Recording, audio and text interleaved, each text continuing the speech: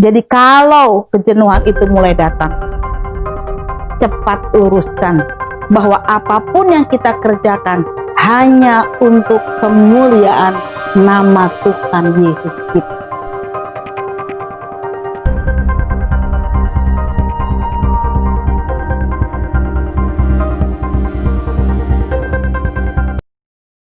Selamat pagi sahabat yang baik. Ketemu lagi dengan saya Handrianti Turnip dalam Morning Devotion. Jangan lupa, hari baru pasti ada berkat baru. Hari ini kita berbicara tentang jenuh, bosan. Bapak, Ibu, dan sahabat yang baik, kita semua pasti pernah merasakan jenuh, pernah merasakan bosan, atau justru sering, kalau boleh katakan begitu. Saat ini, sekarang ini, kita sering merasakan jenuh atau bosan. Mungkin dengan pekerjaan kita, atau situasi saat ini yang dimana kita tidak bisa melakukan apapun. Bosan, jenuh. Kalau dalam keadaan seperti ini, yang terjadi gak ada semangat, gak ada gairah. Karena mungkin kita merasa tidak ada kemajuan yang kita lihat secara signifikan. Membosankan. Mungkin juga kita malah jadi nggak tahu apa yang mesti kita lakukan.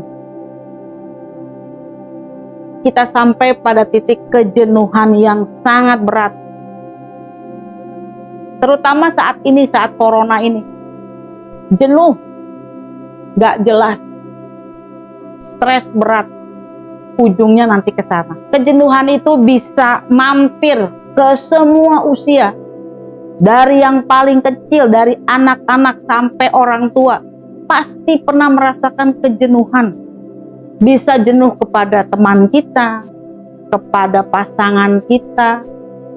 Mungkin juga kita jenuh dengan keadaan ekonomi yang tidak berubah. Banyak alasan kenapa kita bisa jenuh atau bosan. Jadi jenuh itu menurut saya bisa terjadi karena kita kurang memaknai atau kurang mengerti keadaan saat ini, sehingga kita lepas kontrol. Baik dalam pekerjaan, baik dalam hubungan, atau yang lain yang kita rasakan saat ini. Atau kita bisa merasakan kejenuhan itu karena kita melakukan hal yang saat ini kita lakukan sebagai rutinitas saja. Tidak kita dalami, tidak kita tekuni. Bahkan kita tidak mengerti kenapa kita harus kerjakan hal itu. Kita lakukan karena memang itu pekerjaan kita. Itu tugas kita. Kita dibayar untuk itu. Sehingga sampai pada satu titik di mana kita mengatakan, ya saya sangat jenuh karena ini hanya sebagai rutinitas saja. Sahabat yang baik, firman Tuhan melalui Paulus dalam Kolose 3 ayat 23 mengatakan begini, apapun juga yang kamu perbuat, perbuatlah dengan segenap hati,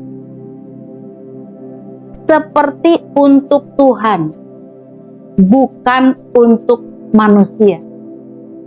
Ini adalah satu kunci yang diajarkan Paulus kepada kita hari ini. Untuk mengatasi kejenuhan, haruslah kita mengerti tentang firman ini. Apapun yang terjadi saat ini kepada saudara, lakukanlah seperti untuk Tuhan.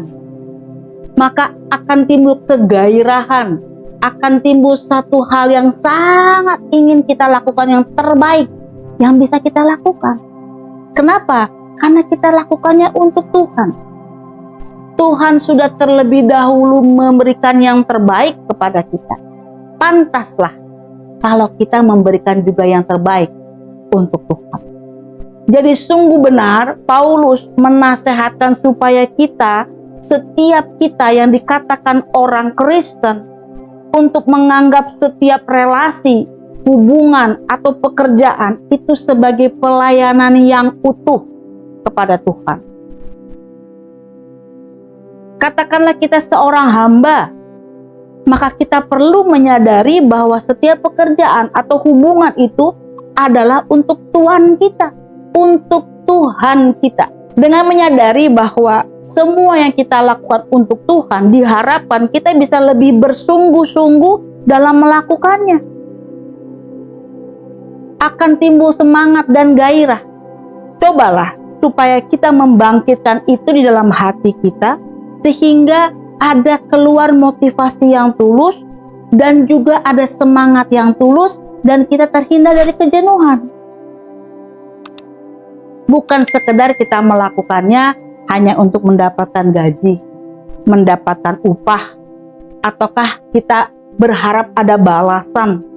Namun kita harus benar-benar paksa diri kita supaya kita punya orientasi yang benar, yaitu lakukan seperti untuk Tuhan.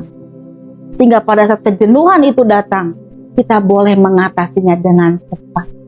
Sahabat yang baik, jadi kalau kejenuhan itu mulai datang, cepat uruskan bahwa apapun yang kita kerjakan hanya untuk kemuliaan nama Tuhan Yesus kita. Ayo lakukan, ayo semangat. Kita bisa lakukan dan kita bisa atasi kejenuhan itu dengan pertolongan Tuhan. Tetap semangat, Tuhan Yesus memberkati.